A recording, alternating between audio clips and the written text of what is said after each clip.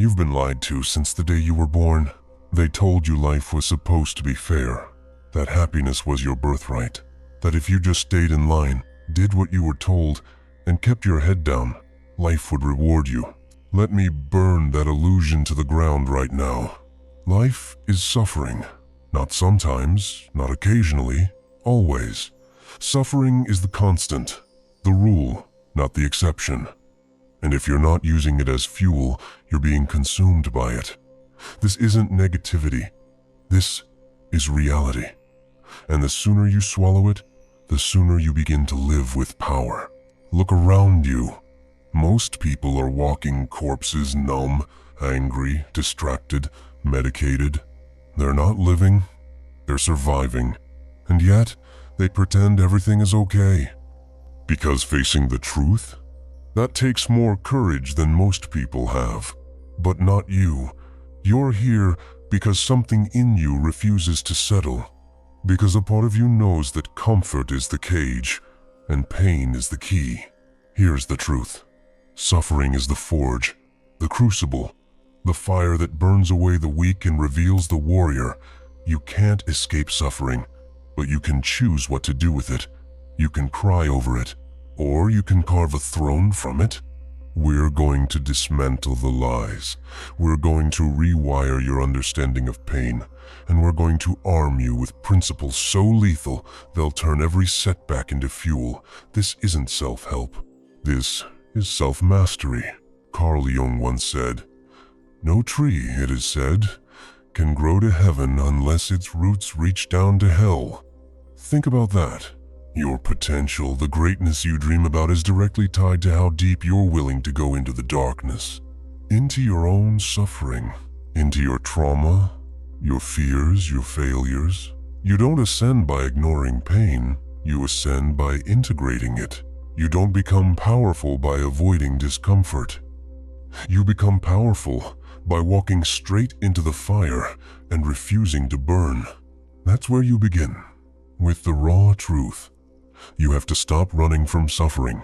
Own it. Most people run. They hide in distractions, in cheap dopamine, in fake smiles and numbing routines. They avoid the hard conversations, the deep work, the inner demons. You're not most people. If you're serious about growth, you must stop asking, "Why is this happening to me?" and start asking, "What is this trying to teach me?" Because every pain has a message. Every failure has a blueprint.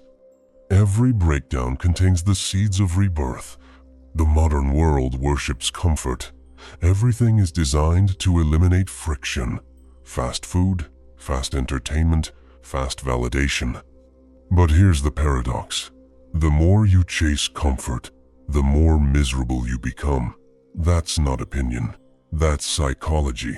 When life becomes too easy, your brain doesn't celebrate. It atrophies.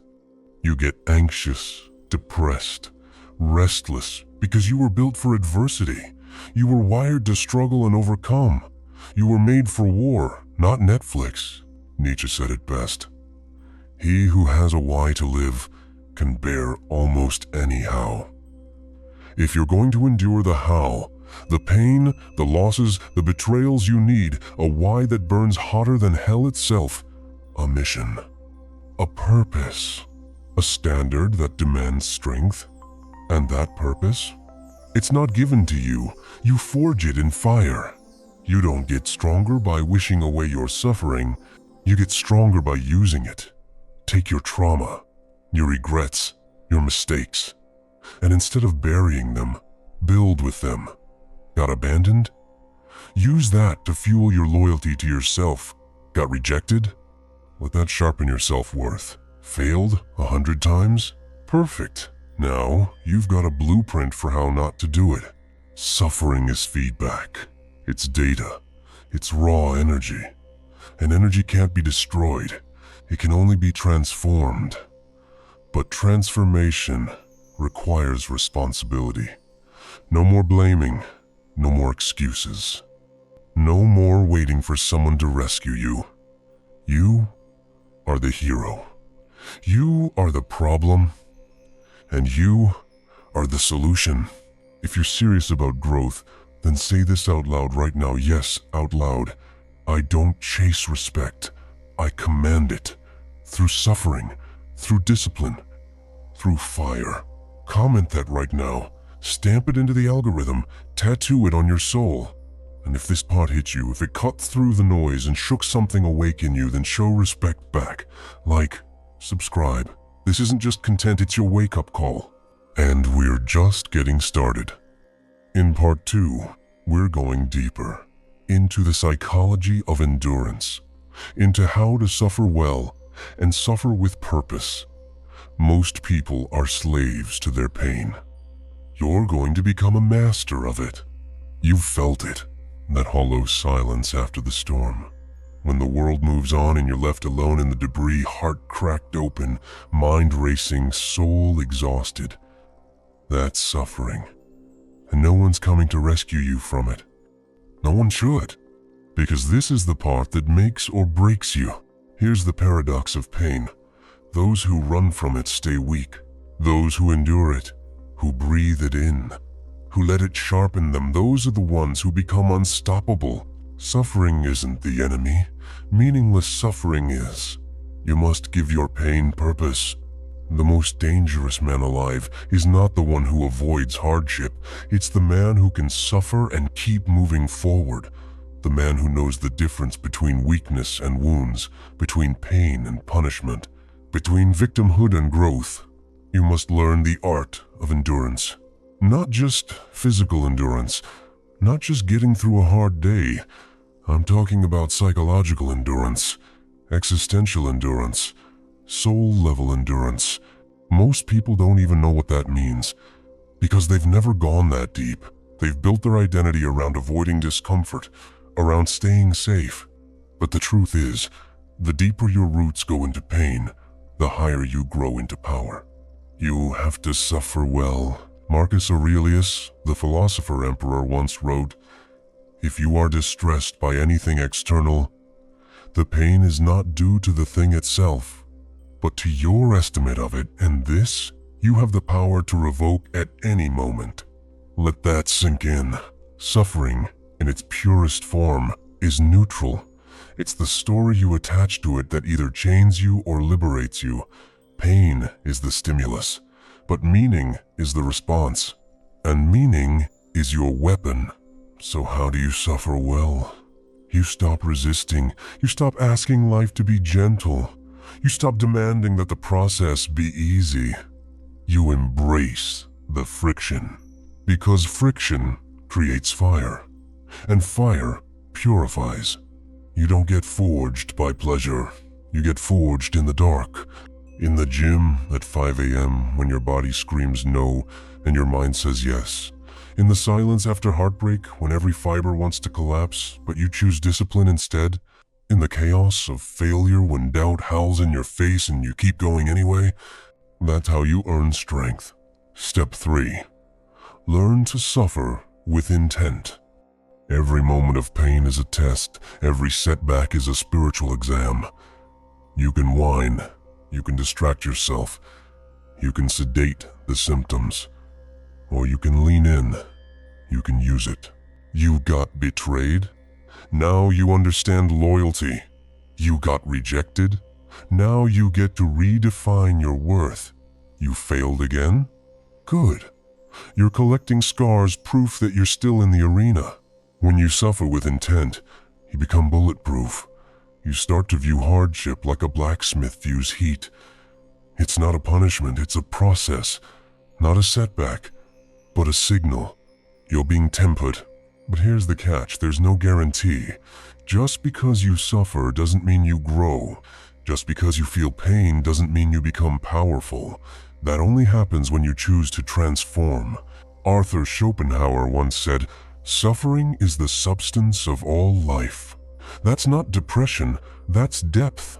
He understood that life is not a vacation, it's a battlefield. And every day, you have to choose whether you're showing up as a soldier or a slave. Endurance isn't about tolerance, it's about transmutation. You feel the pain. You look it in the eyes. And then you use it. You weaponize it. You alchemize it. You let it carve you into someone who can no longer be broken by it. Step 4. Build a suffering ritual.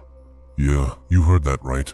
Most people have morning routines, gym routines, study routines, but they don't have a ritual for pain. You need one. You need to systematize how you process suffering. That means when life hits, when you get that loss, that betrayal, that punch in the gut, you don't collapse. You go into your ritual. You step back. You breathe. You analyze. You ask, where's the lesson? You write. You reflect. You move. You don't react, you respond.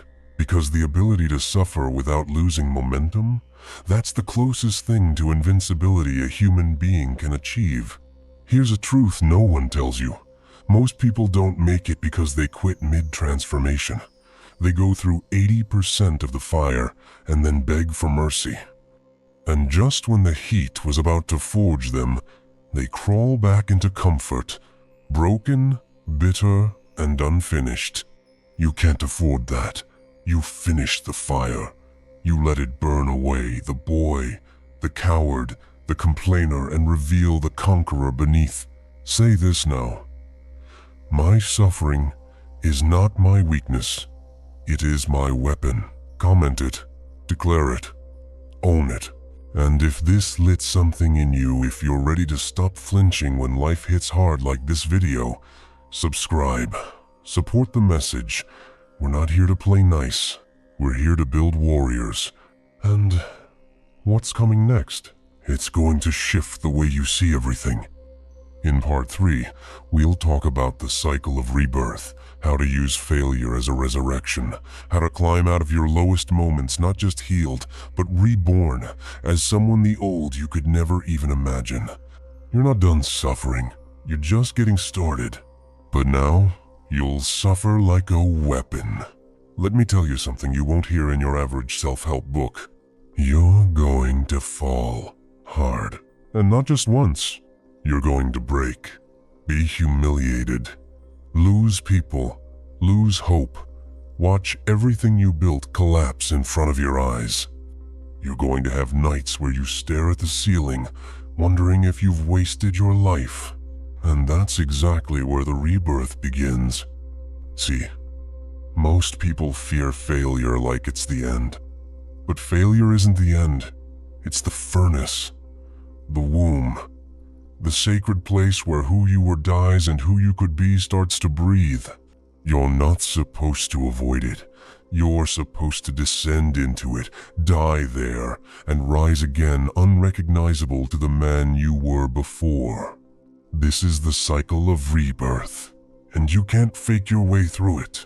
You have to lose first. Everything in nature follows this law.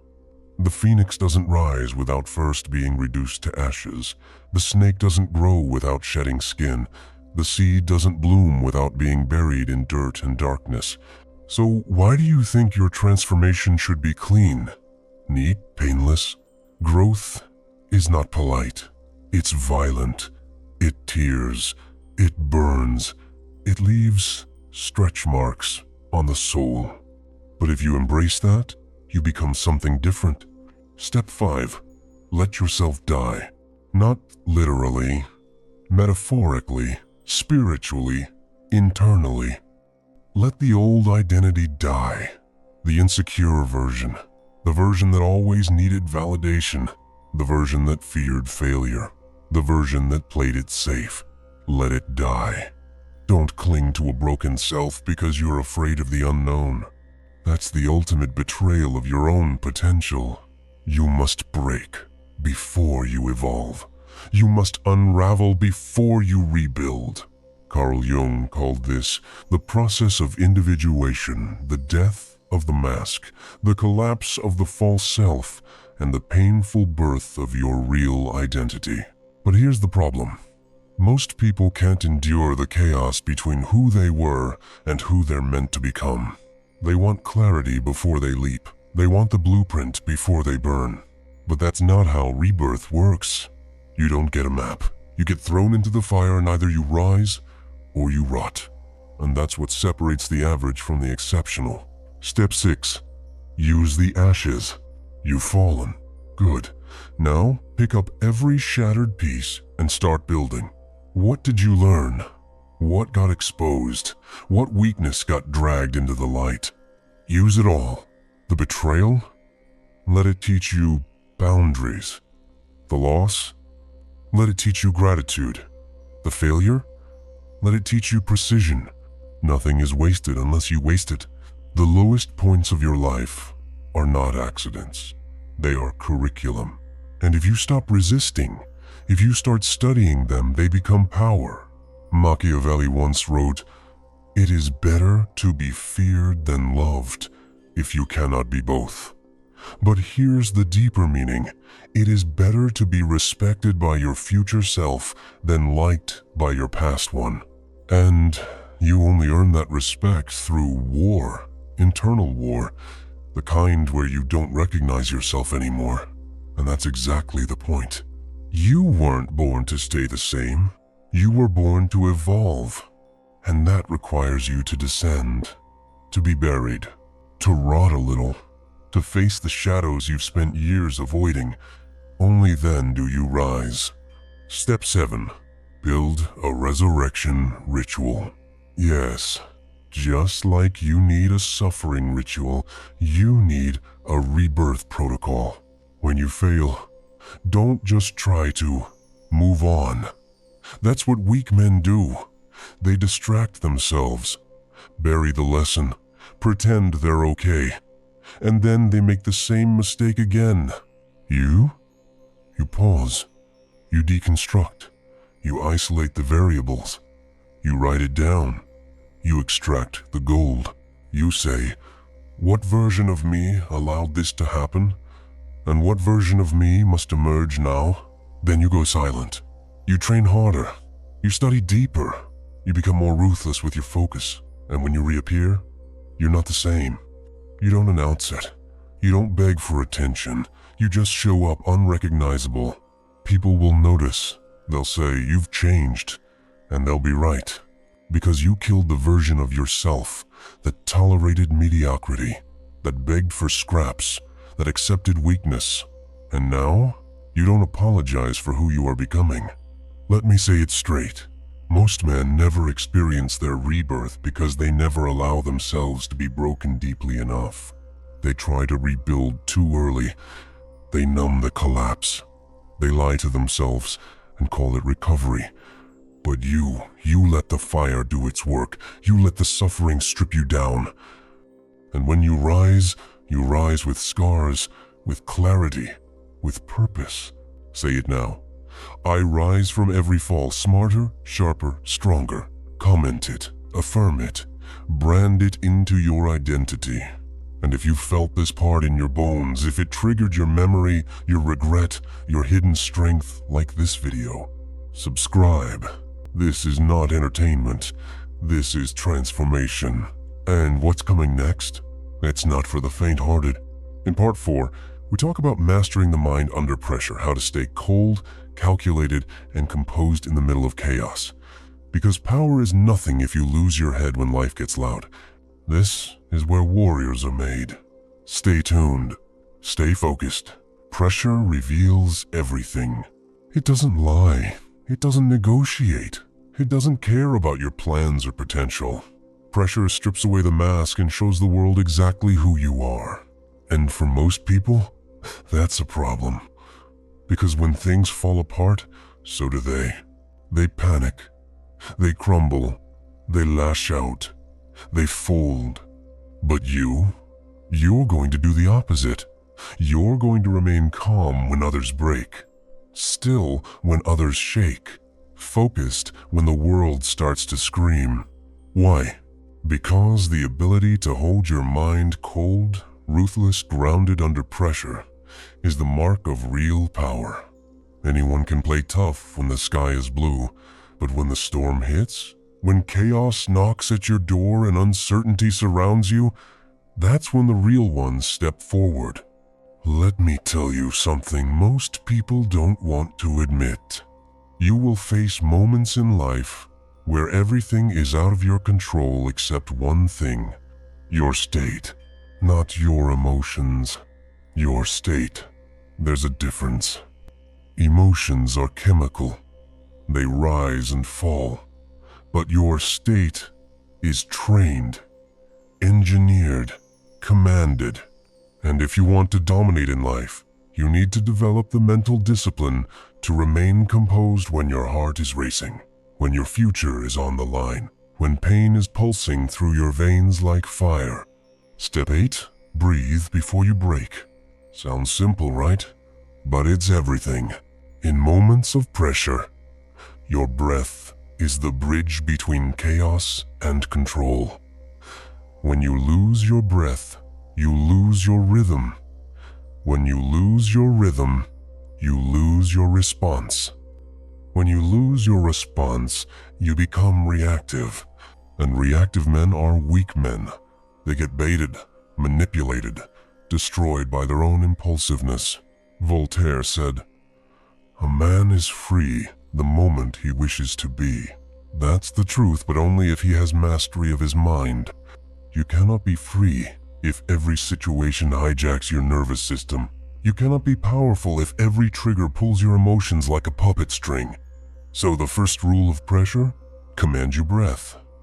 Inhale slow, exhale slower.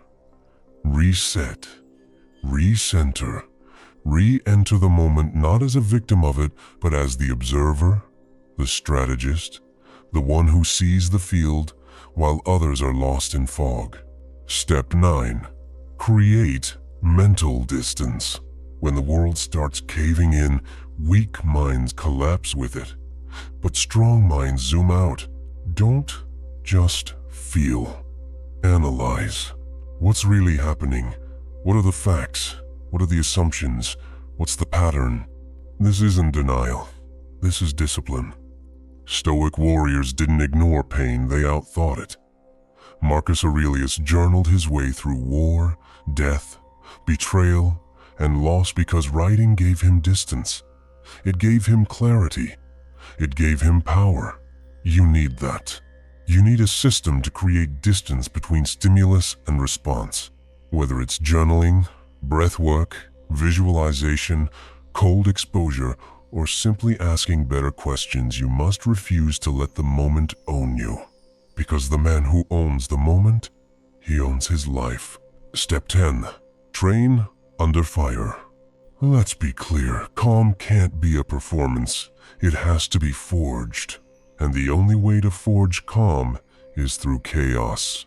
You want to be cold under pressure? Good. Then put yourself in pressure, daily, intentionally. That means training when you don't feel like it. It means pushing past your comfort when your body wants to quit. It means doing hard things not because you have to, but because that's who you are. Because every time you hold your frame under stress, you're rewriting your nervous system. You're building a new baseline. You're shifting your threshold. The problem with most people is they train easy and expect to perform hard. That's a delusion. Pressure doesn't rise to your expectations, it falls to your preparation. So prepare like a savage. Live like a wolf among sheep. Don't just get comfortable in chaos, become the calm inside it. Step 11. Kill the noise. Mental composure requires environmental discipline. You can't expect clarity if your phone is buzzing every 5 seconds, your dopamine is hijacked by apps, and your brain is addicted to distraction. Pressure will expose how much noise you allow into your system. And noise is the enemy of precision.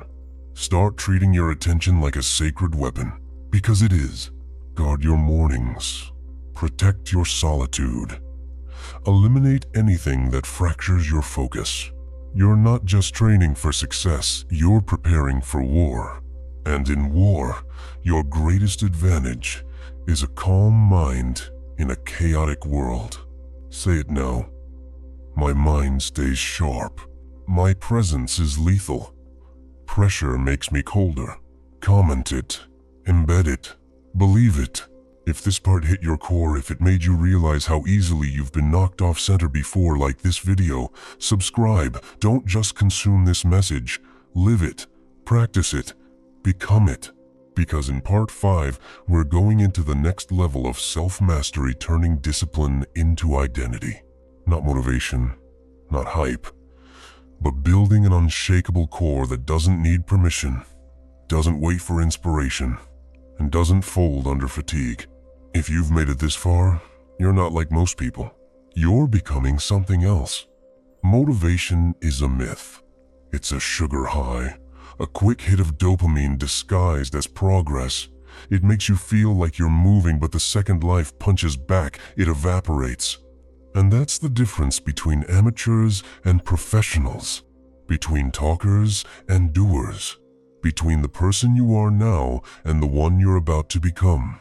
You don't need motivation, you need identity. Because when you are something, you don't need to feel like doing it, you just do.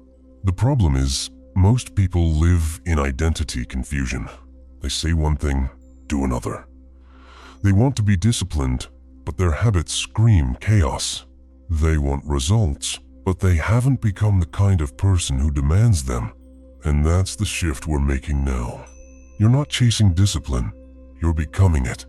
Discipline is not a task, it's not a streak, it's not a to-do list, it's a state of being. It's a code of honor you write into your nervous system through consistent, deliberate, repeated execution. Step 12. Stop negotiating with yourself. Every time you hesitate, every time you ask yourself if you feel like it, you weaken the frame. You dilute the edge. You teach your brain that your word means nothing, that your standard is up for debate, that comfort can win. So from now on, make a new rule. You do what needs to be done.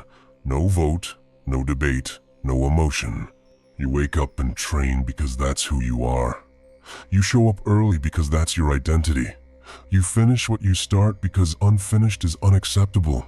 Discipline isn't about what you do when it's easy. It's about what you do after the feeling has left you. Nietzsche said, "Become who you are. Not discover, not wait. Become." You build who you are, one action at a time. One discipline at a time, one broken excuse at a time.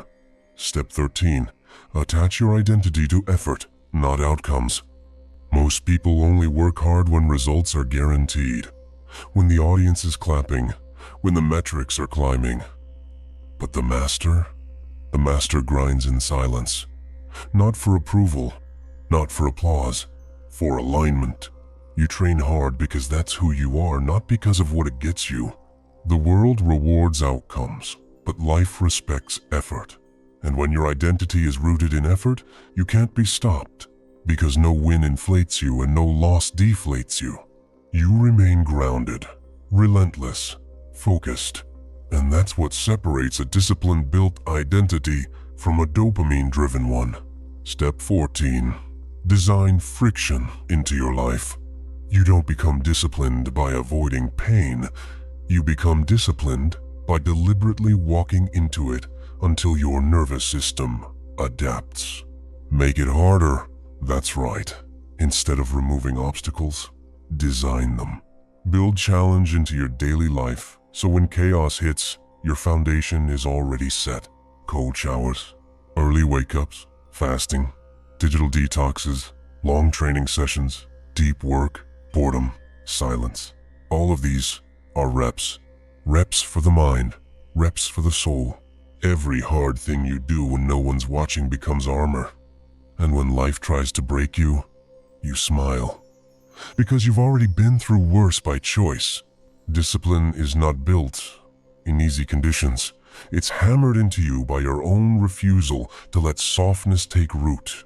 Arthur Schopenhauer said, "To overcome difficulties is to experience the full delight of existence." But you don't wait for the difficulty. You create it. You manufacture challenge so you're never caught off guard. Step 15. Audit your rituals. Look closely. Your current habits are creating your future self. whether you like it or not, whether you're aware of it or not. So, pause. Ask yourself, do my daily actions align with the identity I claim? You say you're a warrior, but do you train like one? You say you're focused, but do you guard your attention? You say you want greatness, but do your mornings reflect that hunger? If not, change the rituals. Because the rituals become routines, the routines become patterns, and the patterns become you. You're not becoming what you dream about. You're becoming what you repeatedly do. So rebuild. One habit at a time, 1 hour at a time, one choice at a time. You don't need 100 changes. You need one ruthless standard that you never break.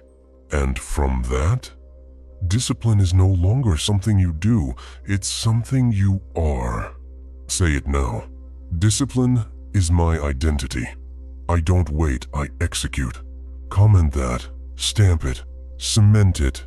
If this part drilled something into your gut, if it exposed a weakness in your day-to-day like this video, subscribe. We're not playing games here. We're not building followers. We're building killers of comfort. And in part 6, it gets even deeper. We're going to talk about isolation and inner strength, why solitude isn't loneliness, but a weapon. Why being alone is the crucible for clarity, self-respect, and raw inner power. Because before you can lead others, you need to lead yourself in silence. Let's get one thing straight. If you can't be alone, you'll never be powerful. Because when the noise dies, when the crowd leaves, when the dopamine dries up, you're all you have. And if you don't know who that is, if you can't sit with your own mind without trying to escape it, then you're not free. You're a prisoner to distraction, a slave to validation. Here's a truth most people can't handle. Solitude is the gateway to strength. Not because it feels good, not because it's comfortable, but because it forces you to face the one person most people spend their entire lives avoiding: yourself. And that's where everything begins.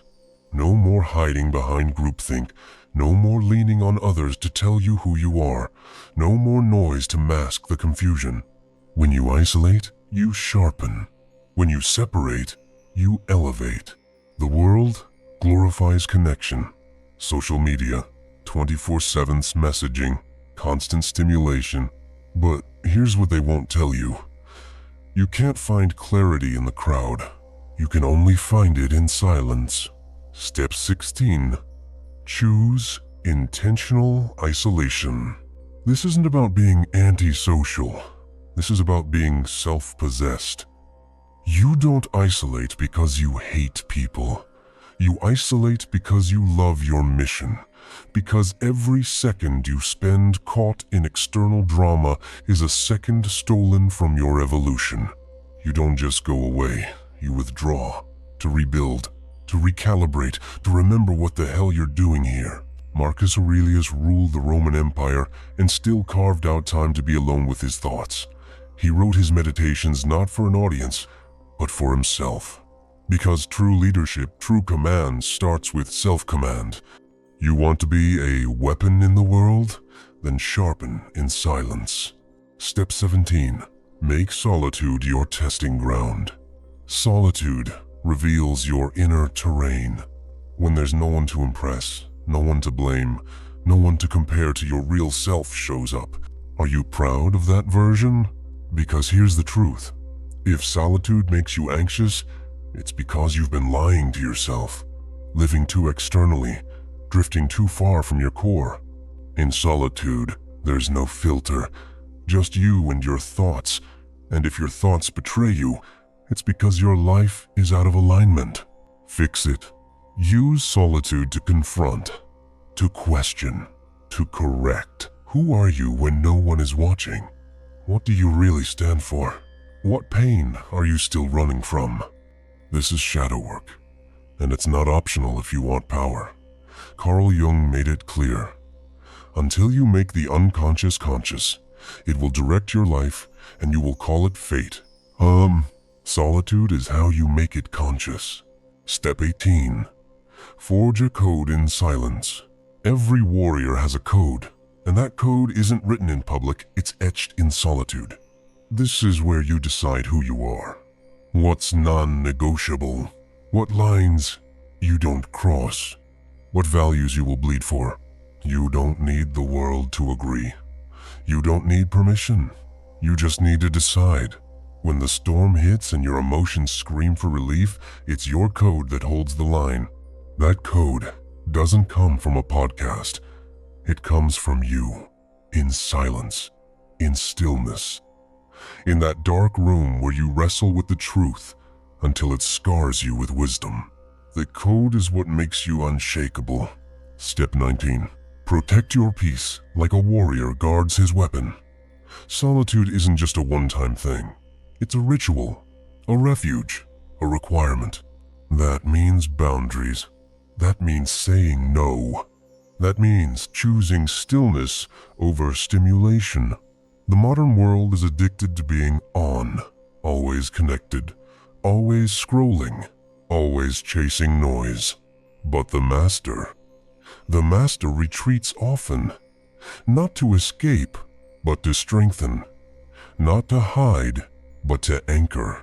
Every great mind, Nietzsche, Aurelius, Schopenhauer, Jung understood that the path to mastery is paved in silence. It's in the quiet that the mind expands, that the spirit realigns, that the mission becomes non-negotiable. Silence is not weakness. Silence is sovereignty. Step 20. Emerge with clarity and command. Isolation without purpose is just escape. But isolation with intent? That's rebirth. You don't isolate to disappear. You isolate to reappear sharper, clearer, colder. People will feel it, the shift in your energy, the intensity behind your calm, the weight behind your presence. Because once you've mastered solitude, you move different. You don't need attention, you attract it. You don't crave validation, you command respect. You don't chase influence, you become the force. Say it now. I walk alone. I think alone. I rise alone. Comment it. Claim it. Let the world know you're not afraid of your own company. And if this section shattered some illusions, if it reminded you that your power doesn't come from noise, but from inner stillness like this video, subscribe. We're not done. We're not even close. Because part 7 is next. We're diving into the war of attention, guarding your focus like a fortress. In a world built to distract you, the most dangerous man alive is the one who chooses what he thinks about. You've built discipline. You've suffered well. You've walked through fire. Now it's time to become mentally untouchable. Stay sharp. Part 7 is coming. Stay ready. Focus is the new currency. Not money. Not time. Attention. Because what owns your attention owns your life. And right now, the war isn't being fought with guns or bombs. It's being fought with algorithms, notifications, endless scrolls, and engineered addiction. You are being hunted. Not your body, your mind. And if you don't know how to guard it, you will lose yourself before you ever realize what happened. Let me hit you with a hard truth. Your focus is being stolen systematically, strategically, and silently. The average man today can't sit still for 5 minutes without checking his phone. He can't read a page without switching tabs. He can't hold a thought without being pulled into noise. And yet he wonders why he can't build, can't lead, can't win. It's because he's mentally enslaved. You can have the talent, you can have the vision, but if you can't focus, you're powerless. You're a lion with a broken spine. All potential, no execution. Step 21. Cut the poison. Social media, news, group chats, notifications. Most of it isn't information, it's infiltration. You think you're being entertained. You're being programmed. You think you're informed. You're being distracted. And the worst part? You're not just losing time. You're fracturing your attention span, your cognitive bandwidth, your ability to go deep. So here's the command. Brutally eliminate anything that fragments your mind. Delete the apps. Mute the noise. Go dark. Go silent. Go rogue if you have to. You're not being productive with your screen time. You're being pacified while your ambition dies in the background. Focus is your weapon. Treat it like a loaded gun. Step 22. Own your inputs. Your thoughts are not original. They're built from what you consume. You scroll weak content? You think weak thoughts? You listen to diluted people? You inherit diluted standards. So from now on, become the gatekeeper. Every piece of information must earn its place in your mind. Every word you hear should sharpen you, not sedate you. And when you shift your inputs, your mind transforms. You start thinking in principles, not opinions. You start acting on vision, not emotion. You start building what others only fantasize about. You can't afford to let junk into your temple. Step 23. Go monk mode. You want real focus? You want to move mountains while others are stuck in circles? Then enter monk mode.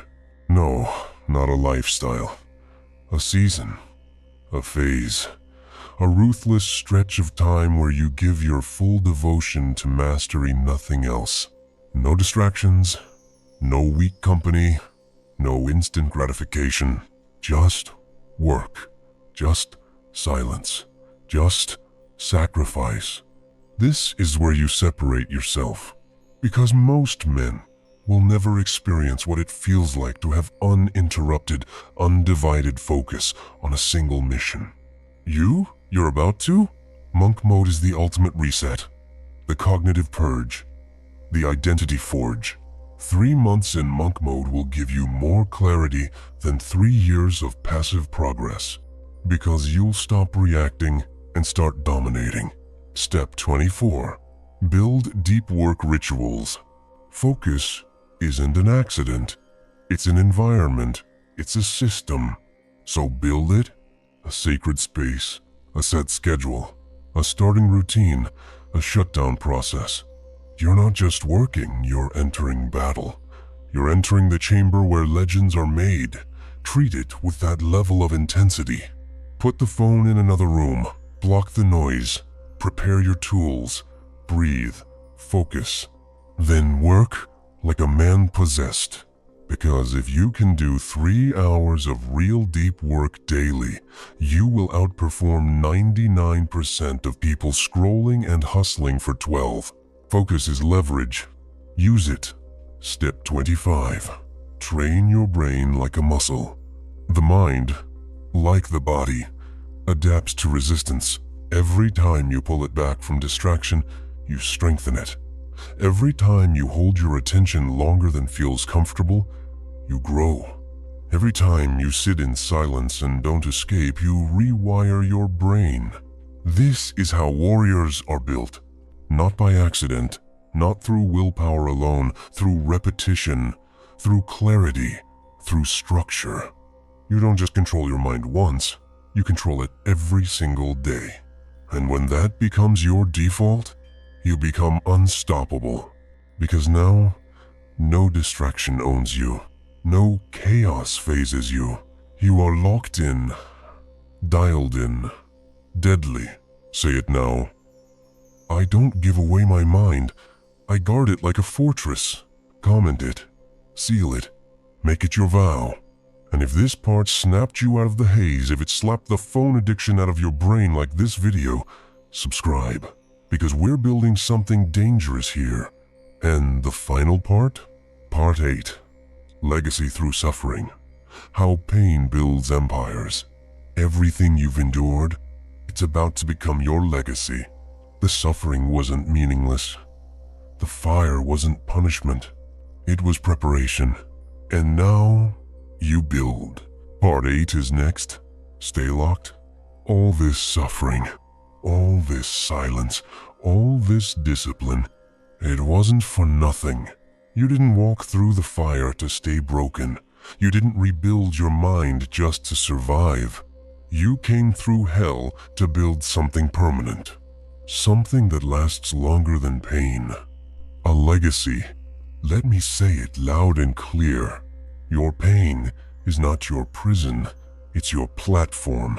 The world wants you to believe that your wounds disqualify you, that your past makes you weaker, that your suffering means you're damaged.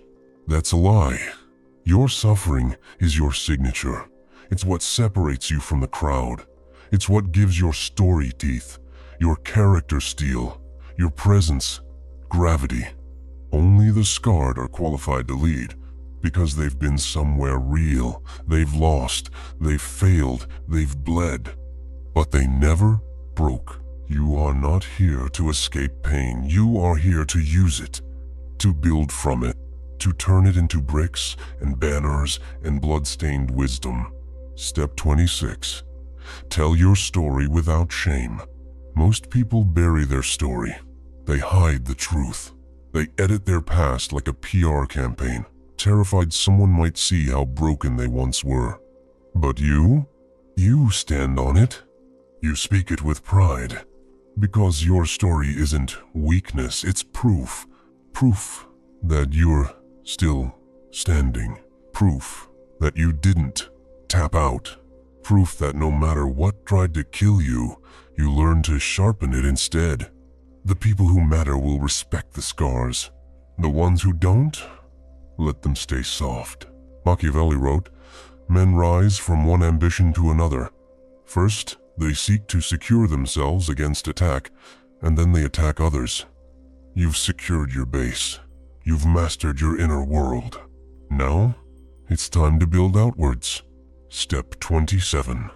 Build something bigger than yourself. It's not enough to grow. You have to create. You have to leave something behind that outlasts you. That might be a business, a mission, a message, a movement, a body of work, a generation you raise with discipline and love. Whatever it is, make it real. The legacy isn't the money. The legacy is what your presence made possible. You suffered. Good. Now make sure no one forgets what you did with it, because that's the power move. That's the final play. You didn't just survive suffering, you transformed it into structure. You built something with the fire. And when you die, they won't talk about your comfort. They'll talk about your character. They'll talk about how you moved different, how you never flinched, how you walked through hell and brought others through it too. Step 28. Create impact from your edge. Your greatest power is not found in perfection, it's found in the edge that almost destroyed you. Use it. You struggled with rage, now you teach control. You were abandoned, now you show people loyalty. You failed for years, now your success has depth. Your edge is your advantage. It gives you insight no textbook can teach. The masses follow men who have been through something, men who carry weight, men whose words hit different because they were born in fire. So use it all. Let your past become your posture. Let your struggle become your style. Let your pain become your platform. Legacy is not something you build one day. It's built right now in how you show up, how you speak, how you fight. Step 29. Live so loud they can't ignore you. Make your presence thunder. Make your movement undeniable. Let the way you work be a sermon. Let your consistency be a weapon. Let your values echo through everything you touch. You want a legacy? Here's the price. You must be relentless. You must keep showing up when no one claps. You must outlast the doubters, the delays, the dark seasons. You must get so good they have to take notice. Because legacy is not about being remembered. It's about being felt. And when you walk like that, when you live with that level of intention, death becomes irrelevant. because the impact stays long after the breath fades. Step 30. Pass the torch. You suffered, and you survived. You built yourself from rubble and rage. You forged strength from suffering. Now what? Teach, lead, mentor, create content, write books, raise a standard in your family. Imprint your values on the next generation. Don't die with all this wisdom locked inside your mind. You didn't suffer just for you. You suffered for everyone you're about to lift. Because that's how empires are built, not just on strength, but on legacy. Say it now. My pain built me. My legacy begins now. Comment it. Speak it. Embody it. And if this series broke you open, burned away the old you, and lit something inside you that won't go out like this video, subscribe. Not just for you, but for the men who need this message, the ones who haven't woken up yet. This was part 8, the end of the series. But it's not the end of the mission. You've walked through suffering. You've built discipline. You've reclaimed your focus. You've mastered your solitude, and now you rise. A different man, a weapon, a force, a legacy in motion. Until next time, stay sharp, stay ruthless, stay awake.